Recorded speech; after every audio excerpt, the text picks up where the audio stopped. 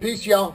We're out in the garage, back out in the garage. It's Sunday, April 19th. Yes, we got our hands dirty today. We got our clothes dirty today.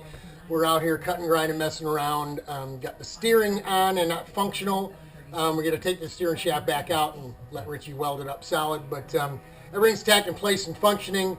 Let me run you through some of the things you need to pay attention to when you're setting up a brand new steering shaft and a new Pitman arm. Okay, let's drag you on over.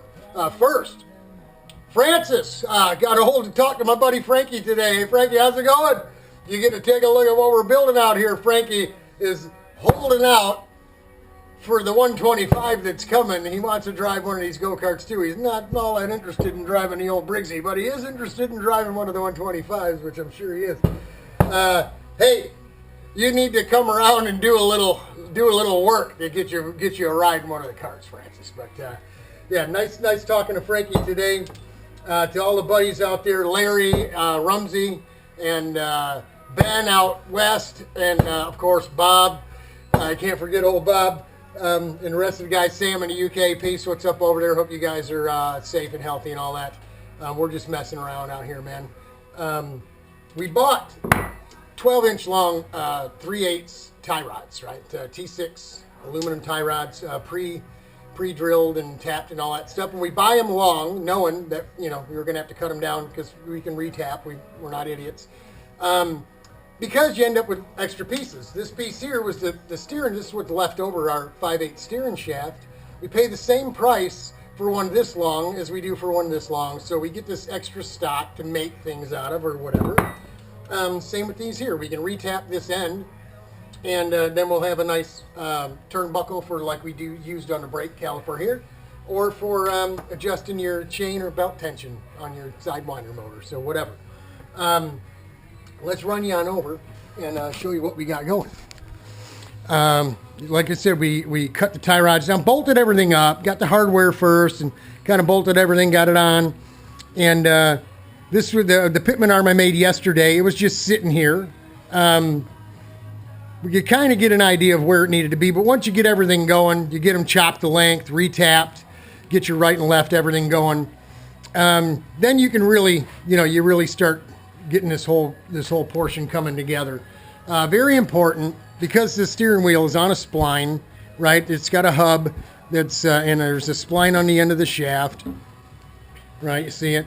You want to make sure when you're building these things or doing this, starting when you're going to put a new steering shaft in your cart, that you get the steering wheel, sorry about that, straight, right? Got to get an idea of dead straight, right? Flat, straight. And then get the Pitman arm, not welded yet, also straight down. And it's relatively important because once you weld this thing on, if you're off a little bit, it's either one tooth wrong this way or this way on the spline. You want this thing dead center so you're not favoring one side or the other. Now, you can adjust, yes, you can adjust the tie rods to make up for it, but you're going to end up having more steering in one direction than you are in another. Does it make a great big bit? It does to me. That's just part of the, over-engineering, I guess, part of the paying attention to the details. It should be straight. So there you go. Pay attention to that. Set your steering wheel, mark it with markers, get everything straight, flat, square. Check it 3 times before you put a tack on it. We went ahead and made a little mini spacer down here, as well as a little mini spacer here. This one made out of a piece of 3/4 tubing that's 5/8 inside, 5/8 shaft. You might have saw in another video where the clamps were on here. I had bigger pieces in here. That was just for setting it up. But we don't want our clamp to make contact with the heims, so you need a little spacer in there. And that was interesting enough, trying to make a little 1/8 wide piece of tubing. We used an old piece of steering shaft, put the set screw lock collar on it, left just enough of it sticking out, right, so we could get that piece of tubing on there with the uneven part of it that needed to be flattened out above, and then just kind of, use the 90 sander and just kind of hold it with your fingers, and just try not to run the skin off your fingers. But yeah, drilled and pinned, even though it's got to come back out so Rich can weld this solid. Just wanted to show you exactly what we got going on here. So all the steering's done, right? I mean, she's not tuned in yet, but we got more work to do here. We got to get the wheels on, get it on the ground. As you see, we got a big saw cut. We ran the big cutoff wheel right up that yoke because she's leaning to the leftist, Bob. She's got some camber in her, like nobody's business. We knew this when we were setting up the squaring everything up to get the bearing hangers welded and doing the wheelbase and everything. So I've already measured it. We put the digital angle finder on the axle and then zeroed it out. Come up here, throw it on a rotor, and as best as we could angle it, get it where we thought was straight. Because anytime you start turning that thing, those numbers start changing, right? We're going to go 90 and like 2/10 of a degree. This one is relatively good to go. So we'll probably match whatever number we got here over here. We'll do it by banging this thing, closing that gap back up a little bit, and tacking it and welding it together. Again, this is unloaded off the ground. When you get it on the ground, it's going to change a little bit. So we'll get it on the ground with wheels, tires, and everything, and that's where we'll do the zeroing of the axle and all this other stuff. It doesn't have to be dead nuts perfect. I mean, come on, it's again, we're not building a competition car here. We're building something for new guys to take a ride in. 1, safe. 2, safe. 3, safe. It's just got to be safe. If it isn't fast or whatever, safe, and it's got to look good. And I'm building it, so of course it's going to look good.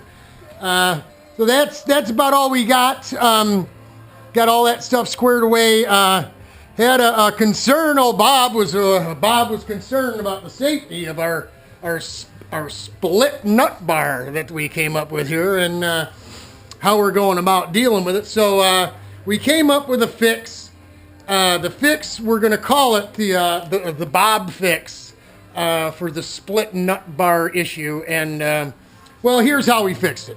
We're just going to fix it just like, there we go. We fixed her up for you, Bob. She's good to go now. That'll pass safety tech. What do you think there? I bet Ben likes that idea, don't you, buddy?